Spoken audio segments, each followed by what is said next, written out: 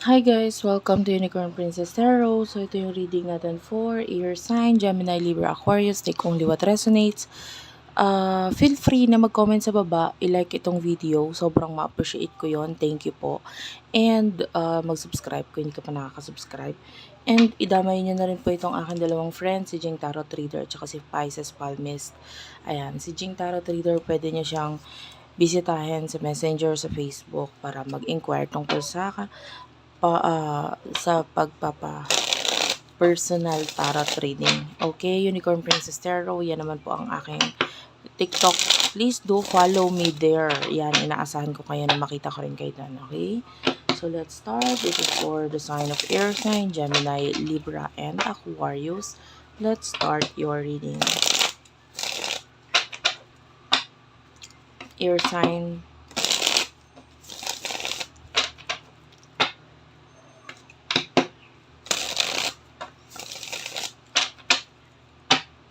For air sign, please. Spirit guides, angel guys, for the sign of air sign.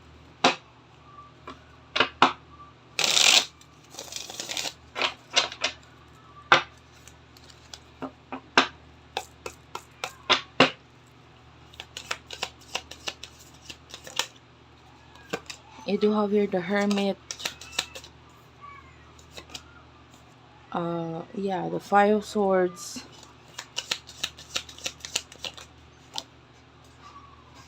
Nahulog guys, wait lang, pupulutin ko lang.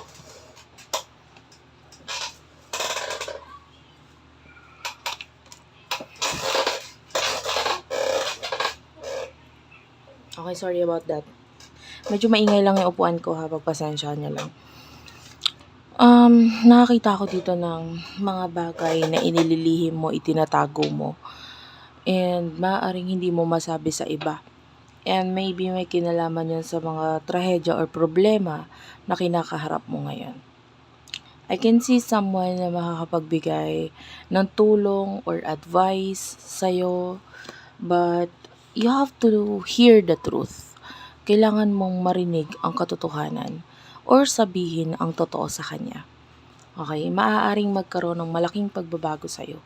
Pero of course, kailangan mong aminin at tanggapin kung ano yung mga pagkakamali, kung ano yung mga dapat mong baguhin, kung ano yung mga sasabihin ng taong ito. Kasi minsan ganun talaga, medyo masakit marinig yung katotohanan, masakit makarinig ng advice, pero malalaman mong totoo yung tao kapag wala siyang pakialam sa kung ano yung mararamdaman mo pa sa ngayon. Sasabihin niya talaga sa'yo kung mali ka. Sasabihin niya talaga sa'yo na, kung nagpakatanga ka. You know, hindi ito yung tipo ng taong i-cover niya yung totoo. Ganun, I feel like a person who is really concerned sa'yo. And yung iba, that could be a friend, a family member, ayan, magulang, yung iba sila yung magsasabi sa'yo na oo, masakit marinig, pero yun yung kailangan mong marinig.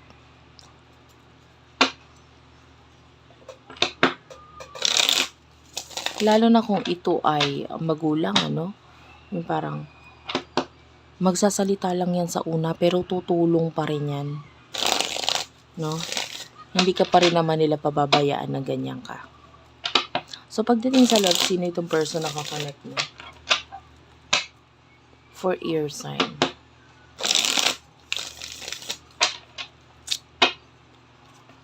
For air sign, please.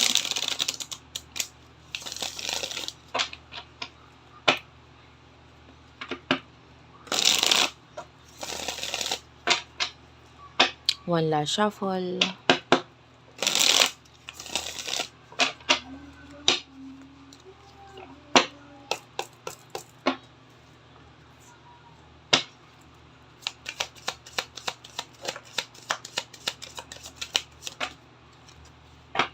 Hindi ko to kukunin ha, masyadong marami.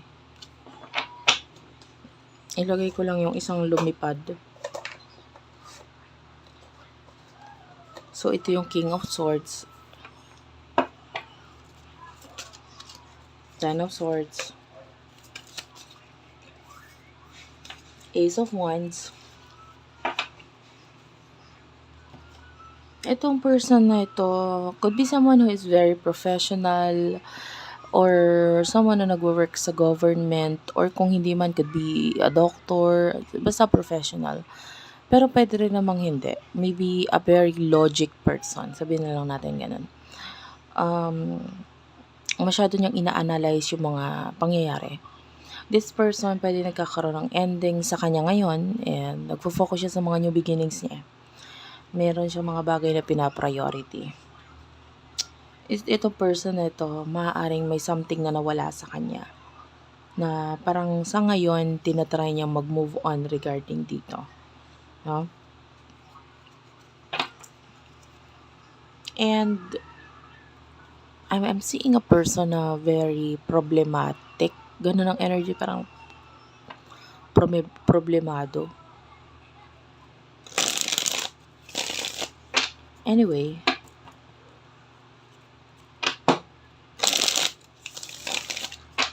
kung may problema ka, parang may problema din yung taong 'to pero puwedeng hindi mo rin binabanggit yung problema mo sa kanya, okey? Or puwedeng ikaw din naman narinig mo na rin yung problema niya and then puwedeng nagbibigay ka rin naman ng advice sa kanya. Puwede rin namang hindi, but I can see for some of you puwede kasing may communication. So, ano yung mga nasa isip mo at emotions mo tungkol dito sa taong 'to? For air sign, please. For air sign. The Lovers is here. Okay. You could be in a relationship with this person or maybe may spiritual connection sa inyo.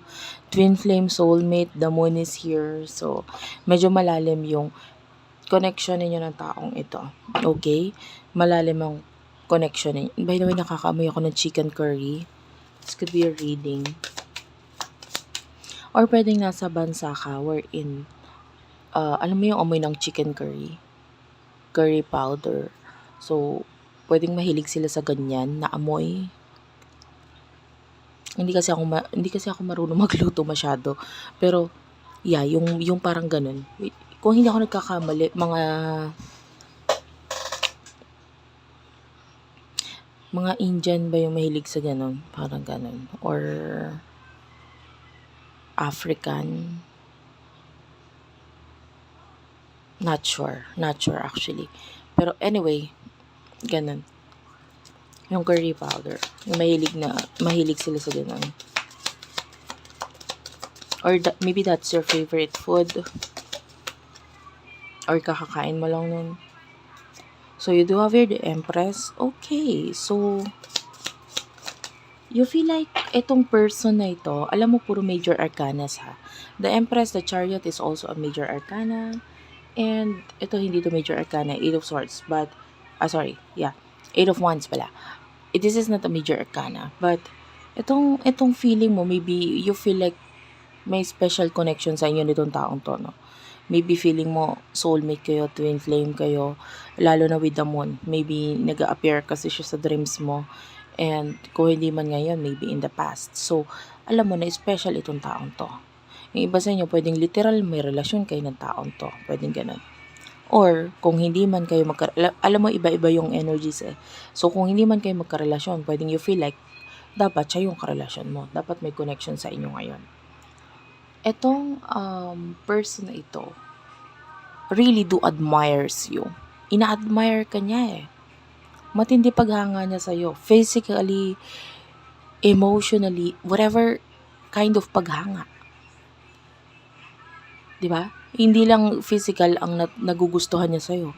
Hindi lang yung mukha mo. Lahat sa'yo. The Chariot is here. So, I can see someone na magaling magmaneho. Ganun. Maybe a car or motorcycle. Pwede ganun. Magaling mag-drive. Or maybe he owns or she owns such thing. And,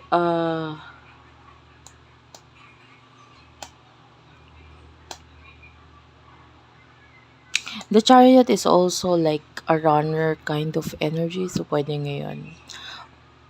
siya yung nagiging runner dito sa connection na ito. Especially ang bottom of the deck is the Seven of Swords, so umiiwas siya. And,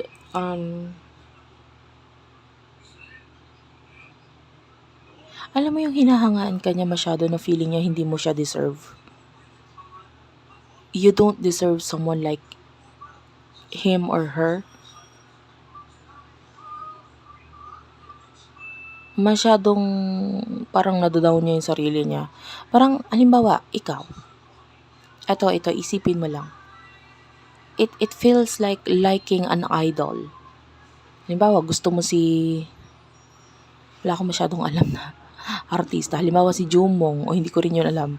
Mas naririnig ko and I feel like it's a celebrity sa Korean. Halimbawa, gusto mo si Jungmong, nakikita mo, gwapo siya, talentado. And then, maiisip mo, ito lang ako eh. Hindi naman niya ako magugustuhan. Hindi niya ako deserve. And halimbawa si Jungmong umamin sa'yo. Ipupush mo palayo. Bakit? Kasi isipin mo madali lang para sa kanyang umalis sa'yo eh.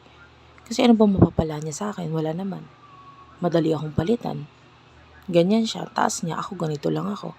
So ganito yung nararamdaman nitong taong to. Hindi ako nagiging OA ha. To the point na sinasabi kong idol ka nitong taong to. But he or she really do likes you. Ina-admire ka niya. And masyadong mababa yung tingin niya ngayon sa sarili niya. Because of how he or she views you. Siya yung umiiwas. So, what will happen in the future for the both of you?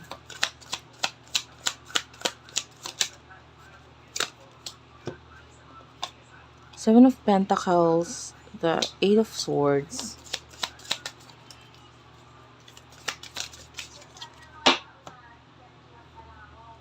Six of Pentacles, and the Star. Okay, sa side mo, Four of Pentacles is here. Four of Cups, Five of Swords, Five of Wands, and Five of Cups, and the Queen of Pentacles is here. There's this Three of Swords and the Three of Cups at the bottom of the deck. I will take this as an additional message. So, what's with the Queen of Pentacles? Nakaamoy ako bigla ng usok. So, I don't know. Something to with smoke. So, maybe habang nanonood ka, nasa biyahe ka, nasa jeep, na mausok. Or maybe, may malapit sa yung tambucho, may malapit sa yung nagsisigarilyo, or ikaw ito, nag-i-smoke. This could be a reading. I just smell a smoke. So,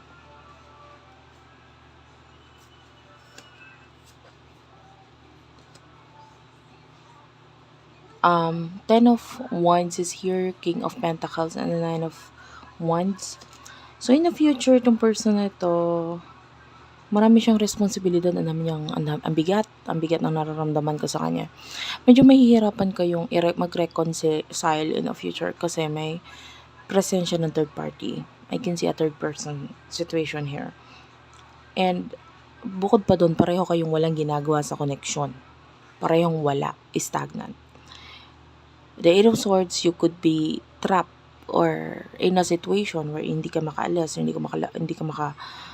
wala ka magawa. And I'm seeing pagkikipag-away dito sa person na ito in the future. And that would lead into sadness. Okay? May mga makakalaban siya, makakaaway siya, magdudulot yun ng problema at kalungkutan sa kanya. There's something here na ayaw niyang i-let go. Pero no choice siya.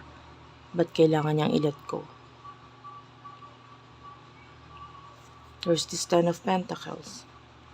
There's a decision na kailangan gawin in the future regarding money. Pwedeng ikaw yon, pwedeng siya.